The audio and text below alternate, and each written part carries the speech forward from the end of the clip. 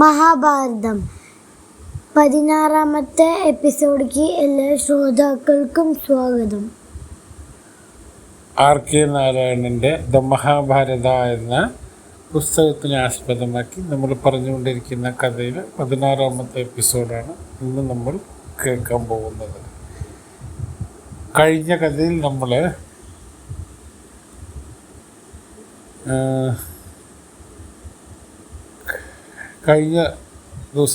കഴിഞ്ഞ എപ്പിസോഡിൽ നമ്മൾ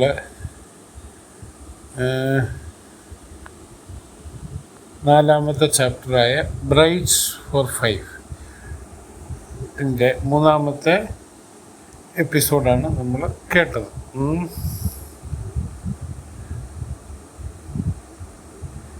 ഇന്ന് നമ്മൾ ദ്രുപദൻ്റെ കഥയാണ് നമ്മൾ കേൾക്കാൻ പോകുന്നത്. കഴിഞ്ഞ കഥയിൽ നമ്മൾ എന്താ കേട്ടെന്ന് ഓർമ്മയുണ്ടോ?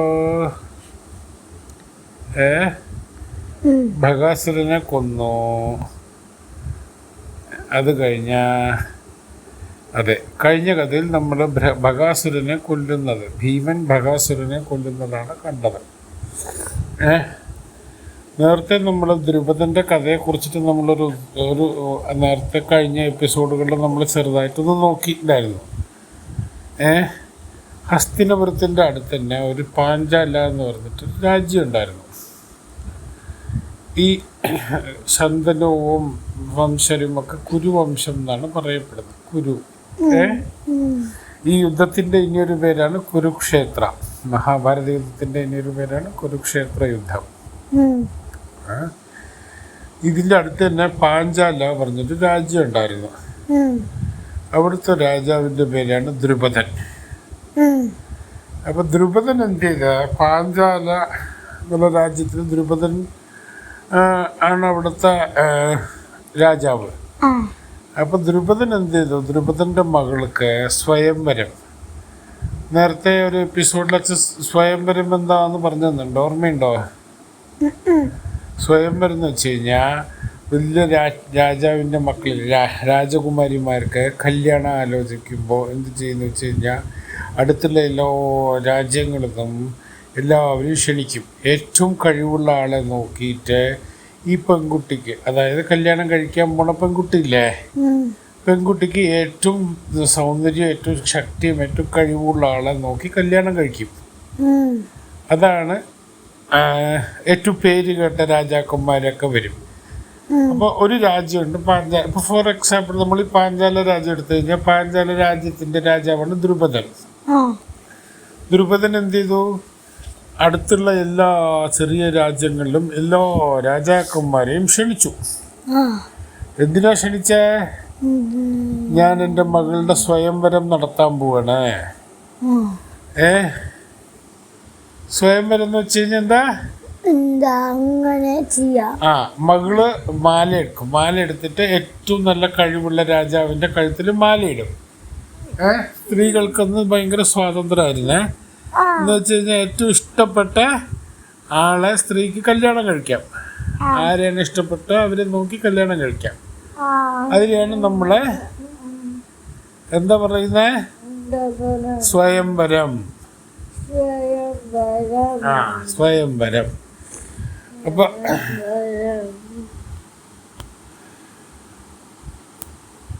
ദ്രുപദനെ നേരത്തെ നമ്മുടെ ദ്രോണാചാര്യരുടെ ശിഷ്യന്മാരെല്ലാം ചേർന്നിട്ട് തോൽപ്പിച്ചിട്ട് ദ്രുപദനെ കെട്ടിക്കൊണ്ടുവന്നില്ലേ? അങ്ങനെ ദ്രുപദനെ കെട്ടിക്കൊണ്ടുവന്നു. ഇപ്പൊ ദ്രുപദൻ എങ്ങനെ പാഞ്ചാല രാജ്യത്തിന്റെ രാജാവായ ദ്രുപദൻ എങ്ങനെ ഇതൊക്കെ വന്നു എന്നുള്ളത് നമ്മൾ മനസ്സിലാക്കാം. നേരത്തെ നമ്മുടെ ദ്രുപദൻ ദ്രോണാചാര്യരെ അപമാനിച്ചു വിട്ടപ്പോ എന്താ ചെയ്ത, ദ്രോണാചാര്യരുടെ ശിഷ്യന്മാരായ അർജുനൻ, ഭീമസേനൻ, പിന്നാരാ ദുര്യോധനൻ, ദുശാസനൻ, ഇവരെല്ലാം കൂടി കൊണ്ടുപോയി ദ്രുപദനെ കീഴടക്കി കെട്ടിക്കൊണ്ടുവരില്ലേ? കെട്ടിക്കൊണ്ടുവന്നിട്ട് തോപ്പിച്ചിട്ട് ഗുരുദക്ഷിണയായിട്ട് കൊടുക്കില്ലേ? അത് കഴിഞ്ഞ് കുറേ കാലങ്ങൾക്ക് ശേഷം ദ്രുപദൻ ഇങ്ങനെ അവിടെ ഇവിടെയൊക്കെ അലഞ്ഞ് നടന്ന് എന്ത് ചെയ്ത്, എന്തെങ്കിലും ഒരിക്കൽ എനിക്ക് ദ്രോണാചാര്യനെ തോൽപ്പിക്കണം എന്നുള്ളൊരു വാശിയുമായിട്ട് നടക്കും. എനിക്കൊരു മകൻ ഉണ്ടാവണം. ആ മകനെ ഉപയോഗിച്ചിട്ട് മകനെ കൊണ്ട് ഞാൻ ദ്രോണാചാര്യരെ കൊല്ലണം എന്നുള്ള ഒരു ആഗ്രഹത്തോടു കൂടിയാണ് ദ്രുപദനുള്ളത്. ആ അതിനുവേണ്ടി ദ്രുപദൻ എന്ത് ചെയ്ത് ഒരുപാട് പ്രാർത്ഥിക്കുകയും ഒരുപാട് എന്താ പറയുക യാഗങ്ങളും ഇതുമൊക്കെ നടത്തിയിട്ടുണ്ട്. പണ്ടത്തെ രാജാക്കന്മാർ എന്ത് അറിയോ, യാഗങ്ങളാണ് നടത്തുക കേട്ടോ. ആ അങ്ങനെ ഒരുപാട് യാഗങ്ങളൊക്കെ നടത്തിയിട്ട് എന്താ ചെയ്ത് ദ്രുപദന് ഒരു മകൻ ജനിച്ചു. ആ മകന്റെ പേരെന്താണ്? എന്താണ്? ദൃഷ്ടദ്യുമ്ന. ദൃഷ്ടദ്യുമ്ന. ദൃഷ്ടദ്യുമ്ന. ദൃഷ്ടദ്യുമ്ന. ദൃഷ്ടദ്യുമ്ന. ദൃഷ്ടദ്യുമ്നൻ എന്ന് പറയുന്നത് ആരാണ്? ദ്രുപദന്റെ മകനാണ്. അത് കഴിഞ്ഞിട്ട് ദ്രുപദന് ജനിച്ചത് ഒരു മകളാണ്. ദൃഷ്ടദ്യുമ്നന് ഒരു അനുജത്തി. അനുജത്തിയുടെ പേരെന്താണ്? ദ്രൗപദി. ദ്രൗപദി മുർമു. ദ്രൗപദി. ദ്രൗപദി എന്ന് പറഞ്ഞു കഴിഞ്ഞാ ദ്രുപദന്റെ മകള്. അതി സുന്ദരിയായ ദ്രൗപദി. ദ്രൗപദി പാഞ്ചാലി. പാഞ്ചാലിയുടെ വലിയ കഥയുണ്ട് കേട്ടോ. ദ്രൗപദി പാഞ്ചാലിയാവുന്ന കഥയാണ് നമ്മൾ നോക്കുന്നത്. അപ്പോൾ എന്താ ചെയ്ത ദ്രുപദൻ? ദ്രൗപദിയുടെ സ്വയംവരം കൊട്ടിഘോഷിക്കുക, അനൗൺസ് ചെയ്യുക. എല്ലാ രാജാക്കന്മാരോടും പറഞ്ഞു, എൻ്റെ മകളായ ദ്രൗപദീനെ സ്വയംവരത്തിന് വേണ്ടി ഞാൻ എല്ലാ മഹാന്മാരെയും ക്ഷണിക്കുകയാണ്. എന്നിട്ട് അപ്പോൾ അങ്ങനെ ഈ വാർത്ത എല്ലാ രാജ്യങ്ങളിലും എല്ലാ ഗ്രാമങ്ങളിലും എല്ലാവിടെയും എത്തി. ഏറ്റവും കഴിവുള്ള ആളെ നമുക്ക് വിവാഹം കഴിക്കാം എന്ന് തീരുമാനിച്ചിട്ടാണ് ദ്രൗപദിയുടെ സ്വയംവരം ഇതാക്കിയത്. ആ സമയത്ത് എന്തായി? പഞ്ചപാണ്ഡവരെന്ത് ചെയ്ത് പഞ്ചപാണ്ഡവരൊരു ഈ മണ്ണ് കൊണ്ട് ചട്ടി ഉണ്ടാക്കില്ലേ, അങ്ങനെ മൺകുടങ്ങളൊക്കെ ഉണ്ടാക്കണ ഒരു വീട്ടിലാണ് അപ്പോൾ അവർ താമസിച്ചുകൊണ്ടിരുന്നത്. അതിൻ്റെ ഒരു രസകരമായ കഥയുണ്ട്. അത് ഈ പുസ്തകത്തിലില്ല, എന്നാലും അത് പറയപ്പെടുന്നുണ്ട്. പുസ്തകത്തിൽ വരുമോ നോക്കാം. അപ്പോൾ അവരെന്ത് ചെയ്യും? ഇവരൊരു ചെറിയൊരു ഗ്രാമത്തിൽ നിന്ന് അവിടുന്ന് മാറി വേറൊരു സ്ഥലത്തൊരു ചെറിയ ഗ്രാമത്തിലാണ് ഇവർ താമസിക്കുന്നത്. ഒരു കുടമൊക്കെ ഉണ്ടാക്കി മൺകുടമൊക്കെ ഉണ്ടാക്കി വിൽക്കുന്ന ചെറിയൊരു വീട്ടിൽ എല്ലാ ദിവസവും ഇവരെന്ത് ചെയ്യും? രാവിലെ എണീച്ചിട്ട് ഇവർ സാധാരണഗതിയിൽ ആരാണ്? നമ്മുടെ പഞ്ചപാണ്ഡവന്മാരുടെ കഥയാണ് പച്ച പറയണത്. പഞ്ചപാണ്ഡവന്മാരെന്ത് ചെയ്യും?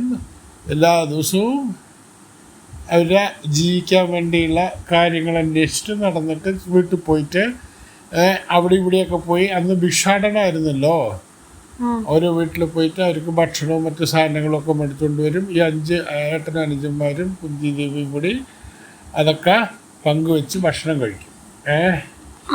അതേപോലെ ഈ ദ്രുപദൻ്റെ മകളുടെ ദ്രൗപദിയുടെ സ്വയംവരത്തിൻ്റെ ദിവസവും രാവിലെ ഈ പഞ്ചപാണ്ഡവന്മാരും സാധാരണ ഇറങ്ങണ പോലെ പുറത്തേക്ക് ഇങ്ങനെ ഇറങ്ങി, എന്നിട്ട് നേരെ കൊട്ടാരത്തിൻ്റെ അടുത്തേക്ക് ഇങ്ങനെ പോയിക്കൊണ്ടിരിക്കുകയാണ്. വലിയൊരു ഗ്രൗണ്ടുണ്ട്. ഈ ഗ്രൗണ്ടൊക്കെ വളരെ ക്ലിയർ ആയിട്ട് വളരെ സുന്ദരമായിട്ട് കുറേ ആൾക്കാരൊക്കെ ഉണ്ടായിരുന്നു. വളരെ ചെറുപ്പക്കാരും ഇവരുമൊക്കെ ഇങ്ങനെ നിൽക്കണ്ടായിരുന്നു. ഇവരൊക്കെ എന്തിനാ നിൽക്കണ്ടായിരുന്നേ? ദ്രൗപദിയുടെ വിവാഹം കഴിക്കാനേ. അങ്ങനെ നിൽക്കുമ്പോൾ ഒരുപാട് ആഡംബരവും ഇതൊക്കെ കഴിച്ച പണ്ട് വിവാഹമില്ല, മഹാരാജ്ഞിയുടെ വിവാഹമാണ് സ്വയംവരം എന്ന് പറയുമ്പോൾ. എല്ലാ രാജാക്കന്മാരും വിളിച്ചിട്ട് എല്ലാവരോടും അവരവരുടെ കഴിവുകൾ തെളിയിക്കാൻ പറയും. ഏറ്റവും കഴിവ് തെളിയിക്കുന്ന ആളാണ് ജയിക്കുക. അപ്പോൾ അങ്ങനെ സാധാരണ പോലെ ഇവര് ഇവിടെ എത്തി നോക്കണു. ആര്? നമ്മുടെ പഞ്ചപാണ്ഡവന്മാർ വരുമ്പോൾ കൂറ്റം ഗംഭീരം ആഘോഷ പരിപാടികളാണ് നടക്കുന്നത്. കുറേ യാഗങ്ങളും ഇതുമൊക്കെ നടക്കുന്നുണ്ട്. അങ്ങനെ നോക്കുന്ന സമയത്ത് ദ്രൗപദി എന്ത് ചെയ്ത്? ദ്രൗപദിയും ദൃഷ്ടദ്യുമ്നൻ എന്ന് പറയുന്നത് ദ്രൗപദിയുടെ ഏട്ടൻ. ആ ദ്രൗപദി ഇവർ രണ്ടുപേരും ഇവിടെ വന്ന് ഇരിക്കുന്നു. എന്നിട്ട് അവർ ഇങ്ങനെ പൂക്കളായിട്ട് പൂമാലയായിട്ട് കാത്തിരിക്കുകയാണ് ഏറ്റവും കഴിവുള്ള രാജാവിനെ നോക്കി കല്യാണം കഴിക്കാൻ. അപ്പോൾ ഇവർ മുഖം താഴ്ത്തി ഇങ്ങനെ നിൽക്കുന്നുണ്ട്. അപ്പോൾ ദ്രൗപദി പറയുന്നത് എങ്ങനെയാണെന്ന് വെച്ച് കഴിഞ്ഞാൽ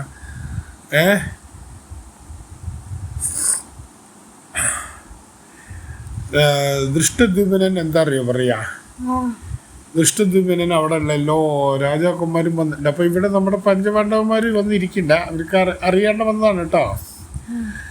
He announced that those who would be eligible to be garlanded by the princess must sting a bow kept on the pedestal and shoot 5 arrows at the revolving target above by looking at its reflection on a pan of oil below. നമ്മൾ നേരത്തെ കേട്ടിട്ടുള്ള കഥ അനുസരിച്ചിട്ട് താഴ്ചയ്ക്ക് നോക്കിയിട്ട് മുകളിൽ ഒരു ഇതിൽ മീനുണ്ടാവും. ഈ മീൻ ഇങ്ങനെ അങ്ങോട്ടും ഇങ്ങോട്ടും മീൻ പോയിക്കൊണ്ടേയിരിക്കുന്നുണ്ടാവും. താഴ്ത്ത് വലിയൊരു കുളം പോലെ വെള്ളം ഉണ്ടാവും. ഈ വെള്ളത്തിലേക്ക് നോക്കിയിട്ട് മുകളിലുള്ള മീനിനെ കറക്റ്റായിട്ട് അമ്പ് ചെയ്ത് കൊല്ലാൻ കഴിയണം. അങ്ങനെ കഴിവുള്ള ആളാണ് ദ്രൗപദിയുടെ ഭർത്താവായിട്ട് വരാൻ കഴിവുള്ള ആളായത് ദൃഷ്ടദ്യുമ്നൻ പ്രഖ്യാപിച്ചതായിട്ട് പറയപ്പെടുന്നു. ഇതിനകത്ത് ചെറിയൊരു വ്യത്യാസമുണ്ട്.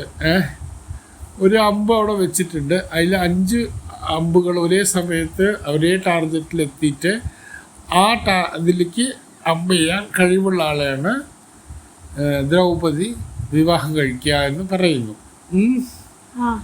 അപ്പോൾ ഇതിൻ്റെ അകത്ത് ആദ്യം വന്നു, പിന്നെ ഒരുപാട് മഹാന്മാരായ രാജാക്കന്മാരും ഇവരും ഒക്കെ വന്നിട്ടുണ്ട്. വലിയ കഴിവുള്ള രാജാക്കന്മാർ. അപ്പം ദ്രൗപദി ഇത് നോക്കി ഓരോ രാജാക്കന്മാരും എന്ത് ചെയ്തു, ആർക്കൊന്നും ചെയ്യാൻ കഴിയില്ല. കാരണം എന്താ വെച്ച് കഴിഞ്ഞാൽ ഭയങ്കര ബുദ്ധിമുട്ടല്ലാതെ. അപ്പം ദ്രൗപദി ഇങ്ങനെ നോക്കി നിൽക്കണം. അപ്പം ആർക്കും ചെയ്യാൻ കഴിയാണ്ടാവുമോ എന്ന് പേടിച്ച് നിൽക്കുകയാണ്.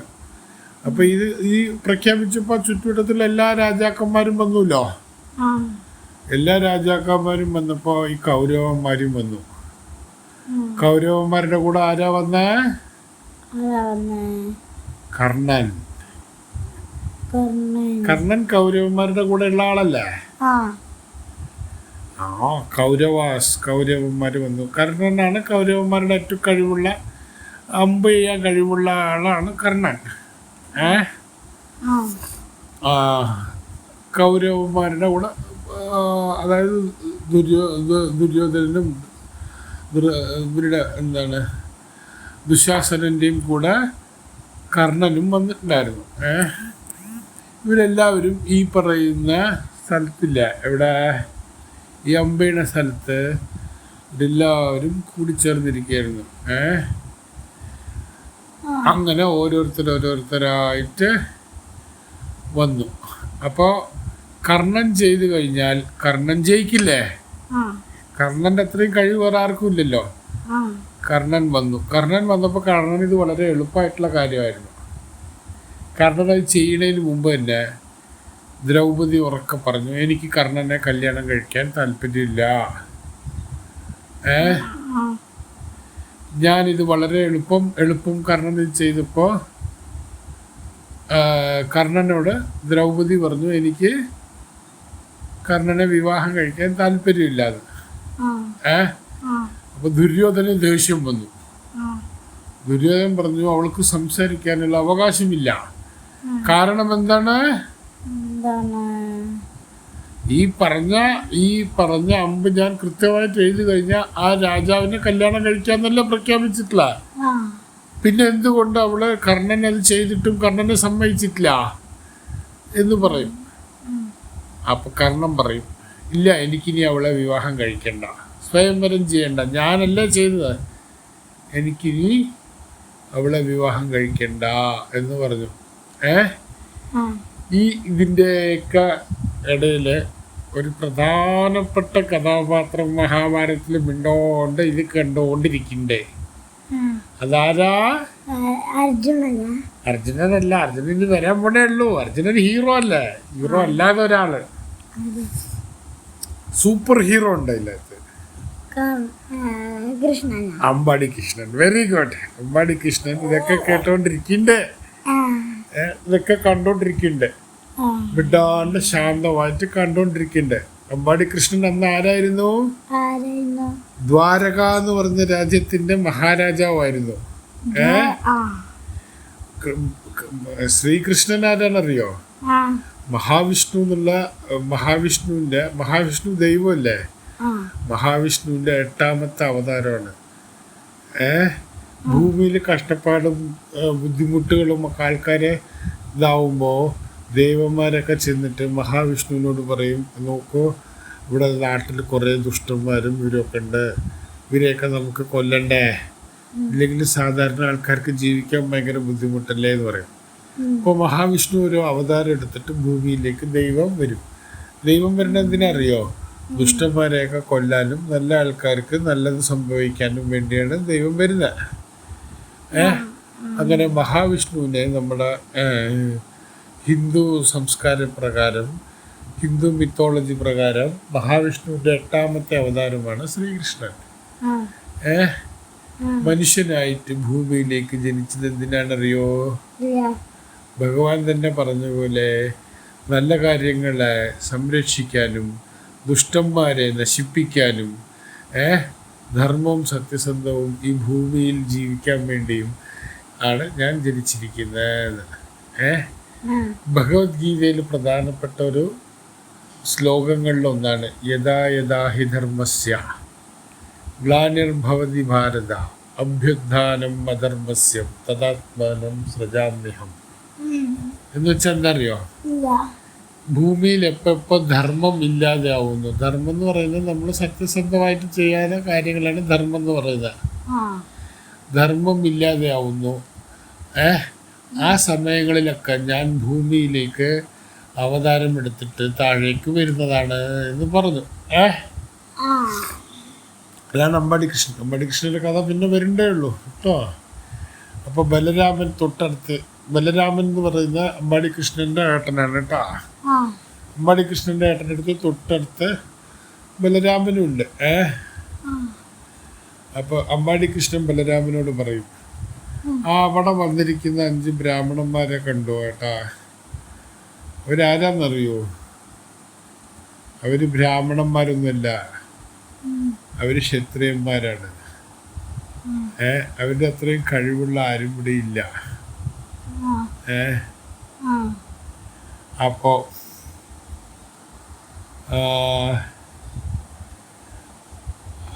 അർജുനൻ ഉണ്ടല്ലോ ഈ ബ്രാഹ്മണന്മാരായിട്ട്. അപ്പോ മറ്റേ അർജുനൻ ഈ അമ്പും വില്ലും എടുക്കാൻ എണീച്ച് ചാടി വരും. ഒരു ക്ഷത്രിയനാവുമ്പോ യുദ്ധവും അമ്പും വില്ലും കണ്ടു കഴിഞ്ഞാൽ മിണ്ടാതിരിക്കാൻ പറ്റില്ല, ചോര തിളയ്ക്കും. ചാടി എണീച്ച് വരികയാണ് അർജുനൻ. അർജുനൻ അങ്ങനെ ചാടി വരുമ്പോ ആൾക്കാർ പറയും, ഒരു ബ്രാഹ്മണൻ എങ്ങനെ ഈ യുദ്ധത്തിന് വരിക? ബ്രാഹ്മണന്മാർക്ക് എന്താ പ്രധാനപ്പെട്ടത്? ക്ഷത്രിയന്മാരാണ് യുദ്ധം ചെയ്യുക. ബ്രാഹ്മണന്മാര് പൂജയും കർമ്മങ്ങളും അങ്ങനെയുള്ള കാര്യങ്ങളുമാണ് ചെയ്യുക. അപ്പൊ ഇവര് ബ്രാഹ്മണന്റെ വേഷത്തിലല്ല ഇവരിയ്ക്കണേ, ശരിക്കും ഇവര് ക്ഷത്രിയന്മാരല്ല. അപ്പൊ രക്തം അങ്ങോട്ട് തിളച്ചിട്ടാണ് അർജുനൻ ചാടി എണീച്ചിട്ട് മുമ്പിലേക്ക് വരിക. അപ്പോ ദ്രുപദൻ പറഞ്ഞു, എനിക്ക് ജാതിയും മതമൊന്നുമില്ല, ബ്രാഹ്മണനായാലും കുഴപ്പമൊന്നുമില്ല, ധൈര്യം ഉണ്ടെങ്കിൽ ഇത് ചെയ്യാൻ പറ്റിയാൽ എൻ്റെ മകളെ ഞാൻ സ്വയംവരം ചെയ്തു തരാമെന്ന് പറയും. അപ്പൊ ദ്രൗപദി ഇതിനെ ഇങ്ങനെ നോക്കി. അർജുനൻ അമ്പും വില്ലും എടുത്തു. അർജുനൻ ആരാ? അർജുനൻ ഒറ്റ അമ്പ് ചെയ്തു. ആ അമ്പ് പിന്നെയും ആ മീനിന്റെ കണ്ണിലേക്ക് ആഞ്ഞടിച്ചു. ഒറ്റ അമ്പുണ്ട്. ദ്രൗപദി അത്ഭുതത്തോടു കൂടി നോക്കി നിന്നു. അങ്ങനെ ദ്രൗപദി എന്ത് ചെയ്ത്, സ്വയംവരത്തിൽ എന്താ പറയുക ചെയ്യാ, ഈ രാജ്ഞിയുടെ കയ്യിലൊരു പൂമാല ഉണ്ടാവും. ഏത് രാജാവാണ് ഈ പറയുന്ന കാര്യങ്ങൾ ചെയ്തു കൊടുത്ത ആ രാജാവിന്റെ കഴുത്തിൽ കൊണ്ട് മാലയിടും. അങ്ങനെ മാലയിടുമ്പോഴാണ് സ്വയംവരം കഴിയുന്നത്. അങ്ങനെയാണ് കല്യാണം കഴിയുന്നത്. അപ്പൊ ദ്രൗപദിക്ക് അർജുനനെ വലിയ ഇഷ്ടമാണല്ലോ, പണ്ടേ ഇഷ്ടമാണ്. അപ്പൊ ഇത് അർജുനൻ ബ്രാഹ്മണന്റെ വേഷം കിട്ടിയല്ലേ വന്നിരിക്കുന്നേ. അർജുനൻ ഇത് വളരെ എളുപ്പം ചെയ്തില്ലേ. ആ നേരെ ദ്രൗപദി എന്ത് ചെയ്ത് ഈ പൂമാല കൊണ്ടുപോയി അർജുനന്റെ കഴുത്തിലിട്ടു. കഴുത്തിലിട്ടിട്ട് കൈ ഇങ്ങനെ മുറുക്ക പിടിച്ചു. അങ്ങനെയാണ് അവര് തമ്മിൽ വിവാഹമായ. ഉടനെ അന്ന് ബ്രാഹ്മണന്മാർക്ക് ബ്രാഹ്മണന്മാരെയും ക്ഷത്രിയന്മാർക്ക് ക്ഷത്രിയന്മാരെയും ശൂദ്രന്മാരെയും വൈശ്യന്മാർക്ക് വൈശ്യന്മാരെയും കല്യാണം കഴിക്കാൻ പാടുള്ളൂ. അന്ന് ജാതി തിരിച്ചിട്ടുള്ള ജീവിതങ്ങളായിരുന്നു കേട്ടോ. അന്ന് അതിനാണ് വർണ്ണ സിസ്റ്റം എന്ന് പറയാം. അപ്പോൾ ബാക്കിയുള്ളവർ ചോദിച്ചു, അയ്യോ നമ്മൾ ചതിക്കപ്പെട്ടു, എങ്ങനെയാണ് ഒരു ബ്രാഹ്മണൻ ക്ഷത്രിയ സ്ത്രീനെ കല്യാണം കഴിക്കുക? ഇതിനെ നമുക്ക് സഹിക്കാൻ പറ്റില്ല, ദ്രുപദൻ ചെയ്തത് ശരിയല്ല എന്ന് പറഞ്ഞു. അങ്ങനെ യുദ്ധം തുടങ്ങി. വീണ്ടും ഇവിടെ ഭീമനും ചാടി വീണു. പാണ്ഡവന്മാരുടെ കയ്യിൽ നല്ല കഴിവുണ്ടല്ലോ, കഴിവുള്ള ആൾക്കാരുണ്ടല്ലോ. അങ്ങനെ ഇതിൻ്റെ ഇടയിൽ ദ്രൗപദിയുടെ സ്വയംവരവും കഴിഞ്ഞു. ദ്രൗപദി പഞ്ചപാണ്ഡവന്മാരുടെ കൂടെ ഗ്രാമത്തിലേക്ക്, അതായത് ആ ഒരു ചട്ടിയും കല്ലൊക്കെ ഉണ്ടാക്കില്ലേ, അവിടെയല്ല ഇപ്പൊ കുന്തി ദേവി താമസിക്കുന്ന, അവിടേക്ക് കുന്തി ദേവിയുടെ അടുത്തേക്ക് എന്താ ചെയ്ത് അർജുനൻ വില്ലാളി വീരനായ അർജുനൻ എന്ത് ചെയ്ത് ദ്രൗപദിയുടെ സ്വയംവരത്തിൽ ജയിച്ചില്ലേ. ജയിച്ച് ദ്രൗപദിക്ക് ഇഷ്ടമായിട്ട് പൂമാലിട്ട് കൊടുത്തില്ലേ. ഇട്ട് കൊടുത്തിട്ട് നേരെ ഇവരെന്ത് ചെയ്ത് അവരുടെ ഗ്രാമത്തിലേക്ക് കുന്തി ദേവിയുടെ അടുത്തേക്ക് ഇവരെ കൊണ്ടുപോയി. ആരെ? ദ്രൗപദിനെയും കൊണ്ടുപോയി. കൊണ്ടുപോയ ഉടനെ വളരെ സന്തോഷത്തോടെ, ഇന്ന് ഞങ്ങൾ ഭിക്ഷയ്ക്ക് എന്താണറിയോ കൊണ്ടുവന്ന അമ്മേന്ന് ചോദിക്കും. അടുക്കളയിൽ കുന്തി അടുക്കളയിൽ എന്തൊക്കെയോ ഉണ്ടാക്കിക്കൊണ്ടിരിക്കുകയായിരുന്നേ. അപ്പോൾ കുന്തി ദേവി എന്താണെന്നുള്ളത് തിരിഞ്ഞു നോക്കാതെ തന്നെ ഉറക്കെ പറയും, നിങ്ങൾ എന്താ കൊണ്ടുവച്ചാൽ നിങ്ങൾ 5 പേരും കൂടെ പങ്കിട്ടെടുത്തോളൂ എന്ന് പറയും. ഇതാരാ പറയുന്ന? കുന്തി ദേവി. അപ്പൊ ഭീമൻ ഞെട്ടി. ഓ എന്റെ ദൈവമേ, ഇന്നത്തെ ഭിക്ഷ എന്തായിരുന്നറിയോ? ഇന്ന് ഞങ്ങക്ക് കിട്ടിയത് എന്തായിരുന്നറിയോ? അർജുനൻ ജയിച്ചു. അർജുനൻ പാഞ്ചാലി ദ്രുപദന്റെ മകളായ ദ്രൗപദീനെ സ്വയംവരം ചെയ്തു. അപ്പൊ ഇന്ന് ഞങ്ങൾ കൊണ്ടുവന്നിരിക്കുന്നത് ഒരു മഹാരാജ്ഞിയാണ്. അർജുനന് ബ്രൈഡിനെ കിട്ടില്ലേ. ബ്രൈഡ് എന്ന് പറയുന്നത് എന്താണ്? കല്യാണ പെണ്ണല്ലേ. അച്ഛൻ പറഞ്ഞു തന്നിട്ടില്ലേ, ബ്രൈഡ് ഫോർ 5 എന്നാണ് നമ്മുടെ ഈ ചാപ്റ്ററിന്റെ പേര്. ബ്രൈഡ് എന്ന് പറഞ്ഞ കല്യാണ പെണ്ണ്. പ്രിൻസസ് എന്ന് വെച്ചാ രാജകുമാരി. ഇത്ര അതിസുന്ദരിയായ രാജകുമാരിനെയാണ് അർജുനൻ ഇന്ന് കീഴടക്കി കൊണ്ടുവന്നിരിക്കുന്നത്. അപ്പോ ദ്രൗപദി എന്താ പറഞ്ഞ? നിങ്ങൾ 5 പേരും കൂടി പങ്കിട്ടെടുത്തോളൂ എന്ന് പറഞ്ഞു. How happy I am to welcome this daughter in law. Tell me what was. Come in എന്ന് പറഞ്ഞു. എന്ന് വെച്ച് കഴിഞ്ഞാൽ കുന്തി ദേവി ദ്രൗപദിയോട് ഉള്ളിലേക്ക് വരൂ, വളരെ അധികം ഞെട്ടിപ്പോയി.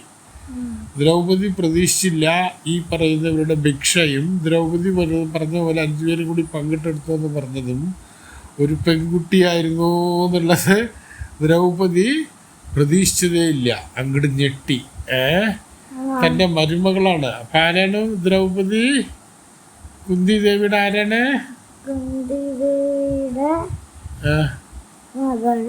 മരുമകൾ.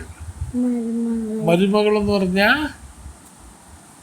മകൻ കല്യാണം കഴിച്ചു കൊണ്ടുവരുന്ന പെണ്ണിനെയാണ് മരുമകൾ എന്ന് പറയാ. കുന്തി ദേവിയുടെ മകൻ ആരാണ്? അർജുനൻ ദ്രുപദൻ പാഞ്ചാല രാജ്യത്തുനിന്ന് സ്വയംവരത്തിലൂടെ ജയിച്ചിട്ട് പാഞ്ചാലിനെയും കൊണ്ട് ഈ 5 മക്കളും കൂടെ കുന്തി ദേവിനെ കാണാൻ വരുമ്പോ കുന്തി ദേവി എന്താ പറയുന്നത്? എന്താ പറയുന്നത്? ഇന്ന് കിട്ടിയത് നിങ്ങൾ 5 പേരും കൂടി പങ്കിട്ടെടുത്തോളൂ എന്ന് പറയണ്. അങ്ങനെ മരുമകളായിട്ട് സ്വീകരിച്ചു. അപ്പോൾ 5 പേരും കൂടി പങ്കിട്ടെടുക്കാന്ന് വെച്ച് കഴിഞ്ഞാൽ 5 പേരും കൂടി വിവാഹം കഴിക്കുകയാണ് പാഞ്ചാലിനെ ചെയ്യുന്നത്. അതുകൊണ്ടാണ് ദ്രൗപദി 5 പേരുടെയും ഭാര്യയായി മാറിയത്. അമ്മ പറഞ്ഞില്ലേ 5 മക്കളും കൂടി ചേർന്ന് പങ്കിട്ടെടുത്തോളൂന്ന്. അപ്പൊ അമ്മ പറഞ്ഞ വാക്കുകളൊക്കെ അവർക്ക് അനുസരിച്ചല്ലേ പറ്റുള്ളൂ. അങ്ങനെ എന്താ പറയണേ, കുന്തി ദേവി പറഞ്ഞനുസരിച്ചിട്ട് ദ്രൗപദീനെ 5 പേരും കൂടി വിവാഹം കഴിക്കുകയാണ് ചെയ്യണത്. അപ്പൊ കുന്തി ദേവി പറയും, അയ്യോ എനിക്ക് സത്യം പറഞ്ഞാൽ നിങ്ങൾ കൊണ്ടുവന്ന ഭിക്ഷ ഒരു മഹാരാജ്ഞിയാണെന്ന് ഞാൻ ഒരിക്കലും പ്രതീക്ഷിച്ചില്ല. ഞാൻ വിചാരിച്ചത് സാധാരണ പോലെ നിങ്ങൾ കൊണ്ടുവരുന്ന വല്ല ഭക്ഷണ സാധനങ്ങളോ അങ്ങനെ എന്തെങ്കിലുമൊക്കെ ആയിരിക്കുമെന്ന് വിചാരിച്ചിട്ടാണ് ഞാൻ നിങ്ങൾ 5 പേരും കൂടി പങ്കിട്ടെടുത്തോളാൻ പറഞ്ഞത് എന്ന് പറഞ്ഞു. അപ്പൊ അർജുനൻ പറയും, അത് സാരമില്ല അമ്മേ, അമ്മ പറയുന്ന വാക്കുകളൊക്കെ നിങ്ങൾക്ക് ആക്കിയ പോലെയാണ്. 5 പേരും കൂടി ദ്രൗപദീനെ വിവാഹം കഴിക്കാം എന്ന് തീരുമാനിച്ചു. മനസ്സിലായോ? അങ്ങനെ ദ്രൗപദി ഒരാൾക്ക് പകരം 5 ഭർത്താക്കന്മാർ ദ്രൗപദിക്ക് വന്നു. എങ്ങനെയാണ്? അതുകൊണ്ടാണ് ദ്രൗപദീന് പാഞ്ചാലി എന്നുള്ള പേരും വന്നത്. അപ്പോൾ പിന്നെ ഇവർ അമ്മയും മക്കളും തമ്മിൽ കുറേ സംസാരം ഉണ്ടായി. അമ്മയ്ക്ക് പിന്നെ ഇങ്ങനെ ഒരു കുറ്റബോധം ഉണ്ടായി. ഞാനിങ്ങനെ 5 പേരോടും പങ്കിട്ടെടുക്കാൻ പറഞ്ഞത് ഒരിക്കലും ഇത് മനസ്സുകൊണ്ട് വിചാരിച്ചിട്ടല്ല. നിങ്ങൾ അതിനെ ഇത്ര കാര്യമായിട്ട് എടുക്കണമെന്നില്ല. നിങ്ങൾ ഇത് എന്നോട് ക്ഷമിക്കണം എന്നൊക്കെ പറഞ്ഞ് കുന്തി ദേവി കുറേ മാപ്പ് ചോദിക്കുകയൊക്കെ ചെയ്യും. പക്ഷെ മക്കൾ കേൾക്കില്ല. മക്കൾ പറയും അതിന് കുഴപ്പമില്ല. അതായത് ഒരു സ്ത്രീക്ക് പലരെയും പല 5 ഭർത്താക്കന്മാർ വരെ ഉണ്ടാവാൻ പറ്റും. അതിനകത്ത് ഇതൊന്നും ഇല്ല എന്നുള്ള രീതിയിൽ ആദ്യമായിട്ട് നമ്മൾ മഹാഭാരതത്തിൽ ഇത് പറയപ്പെടുന്നുണ്ട് കേട്ടോ. അങ്ങനെ ഏറ്റവും മൂത്ത മകനായ യുധിഷ്ഠിരനും അതിന് പിന്നാലെയുള്ള ഭീമസേനനും പിന്നാലെയുള്ള അർജുനനും നകുലനും സഹദേവനും 5 പേരും കൂടി എന്ത് ചെയ്ത് ദ്രൗപദിയുടെ ഭർത്താവായി. അങ്ങനെ യുധിഷ്ഠിര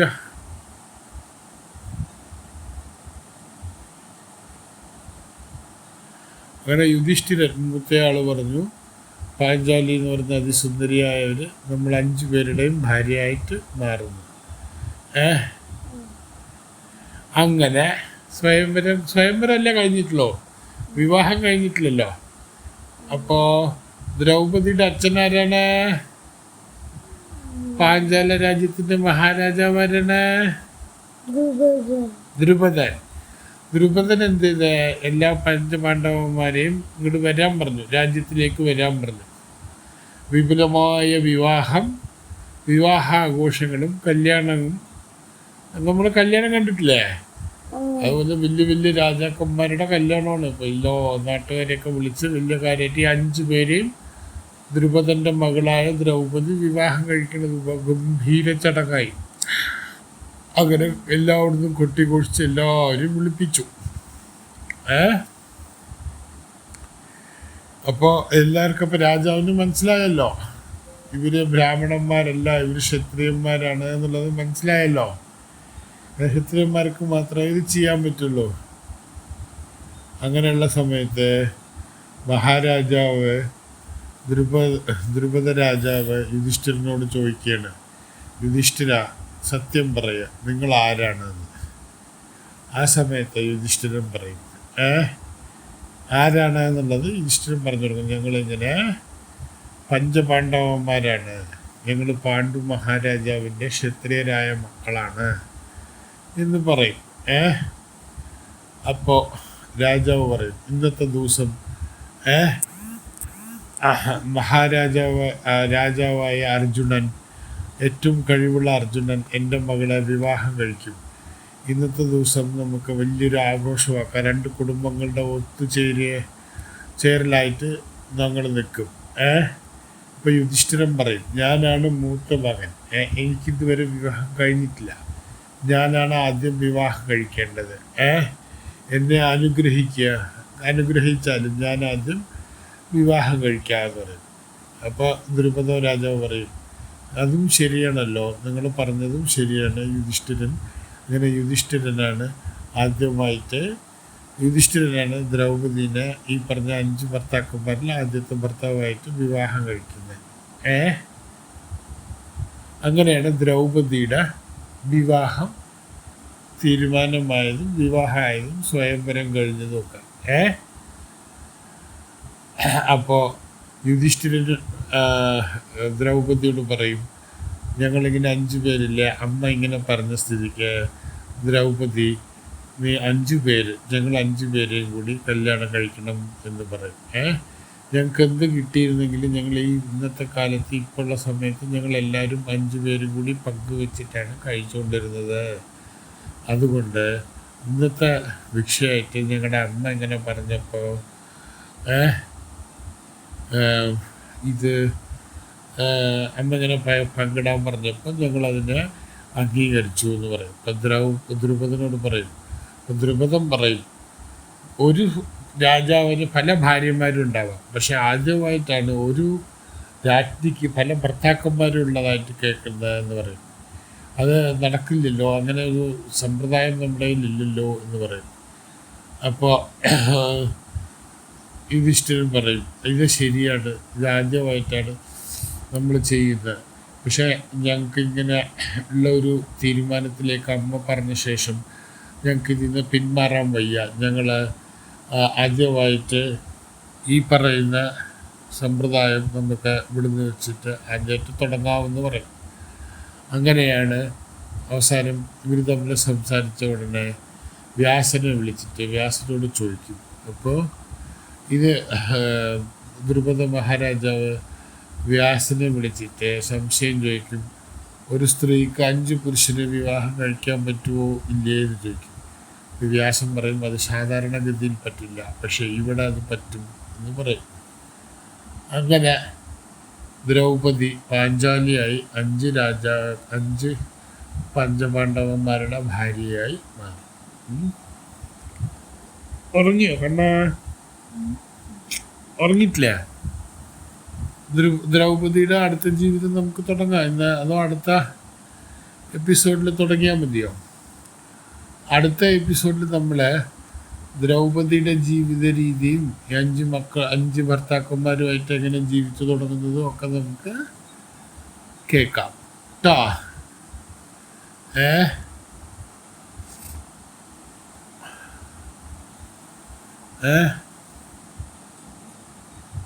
അപ്പോൾ ഇതുവരെ കഥ കേട്ടിരുന്ന എല്ലാ ശ്രോതാക്കൾക്കും നന്ദിയുണ്ട്. അടുത്ത എപ്പിസോഡിൽ നമുക്ക് ദ്രൗപദിയുടെ ജീവിത രീതിയും അതിനെക്കുറിച്ചുള്ളതും നമുക്ക് കേൾക്കാവുന്നതാണ്. നന്ദി.